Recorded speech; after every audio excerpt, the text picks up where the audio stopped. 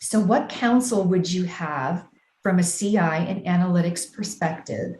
as the leadership development practitioners and business leaders push forth with this red pill of modern leadership development? Yeah.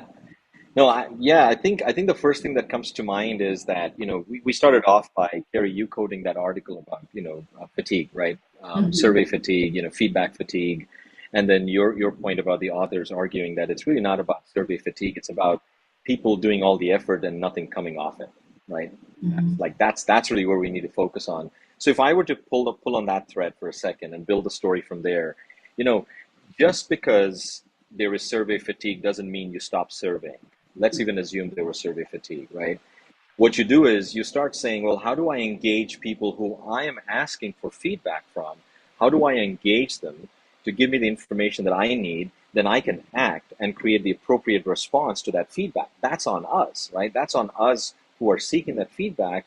This is, how do we do it? How do we collect data? How do we collect information? And Carrie, you'll remember this from our experience early. We started addressing survey fatigue, at our previous employer, General Mills, very actively going after consumer engagement, and we gamified how Yeah. folks were giving information. Remember that? We Mhm. basically said, hey, listen, we can't be asking folks to pick and choose products on a digital landscape for like 45 minutes because that's just not fun. So how do we turn that into a fun game? Mhm. That's both keeping them engaged. And so this is the idea. The idea is that, how do you build a multi-dimensional solution? How do you think of a multi-dimensional solution to a multi-dimensional problem? If you're going to be thinking of a linear solution to a multi-dimensional problem, that's when you'll start chasing the wrong, kind of the wrong variable, right? So my Mhm. point is that, Mhm. pay attention to how we collect the data, right? That would be the first one. Is, are there ways that you can literally, and I'm not being dramatic here, can you revolutionize things? So how can you red pill how you collect data? Well, I can't even tell you how much better I feel that you were having to address those questions as CI experts, because I think in some cases in the leadership development space, unfortunately, this doesn't make me feel good, but we are still addressing some of these same sorts of problems. Mhm. And so I can resonate with this. Be careful, be concerned about how you collect the data. Yeah. We have practices inside of leadership development today that still take, we're trying to gather feedback on a leader's product, and we're Yep. still taking the consumer, the employees, 45 to 60 Yep. minutes of their time to evaluate and give that product Yep. feedback. Why? Because we have this laborious list of questions. And you know what we do inside of those questions? We first say, take a look at this. Is this important to your leader's job? Right. Right? Yeah. So There you you go. have to go through the whole list of things, the behaviors and the competencies, and we say, well, is this important to this person's job? And then if this is important to this person's job, we want Then to you tell to us. tell us, how you might evaluate them.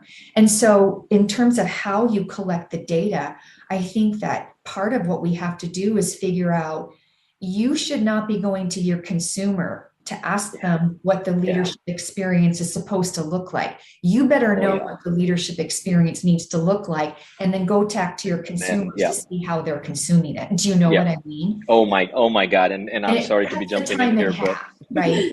yeah, Or no, more. let me give you a very relevant experience.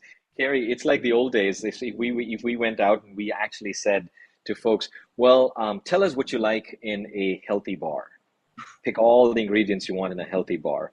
And then Right. we take that back and we say, oh, these are what people are saying need to be in a healthy bar, and let's go make that healthy bar. As opposed to saying, all right, what do we think should be in a healthy bar? And then put it out there early enough to get that feedback loop to Mhm. say, well, are we on track? Are we actually getting to where we need to be getting to? And then cycle through that. And you Right. had products, I believe, in our industry used to take, what, Carrie, 36 months to new products used to take 36 months from idea to shelf. And with Right. the work that Carrie and teams like, like Carrie at the Mills did, we took that from like 36 months to like 12 months and less, Mhm. and improved the performance of those products on shelf. Do you know what I mean? It's like Yes. that's what we're saying here. It's like you've got to Quantum leap. challenge. Yeah, quantum leap. You've got to Quantum challenge leap. yourself.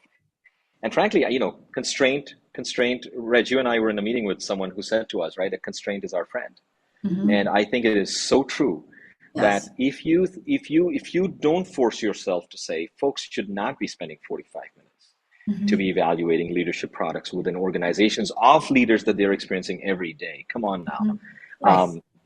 That's the constraint that needs to be placed first. If you can make that constraint like literally real, then there you go. Then you start experiencing a quantum leap, because once you have a constraint, then you break out of it.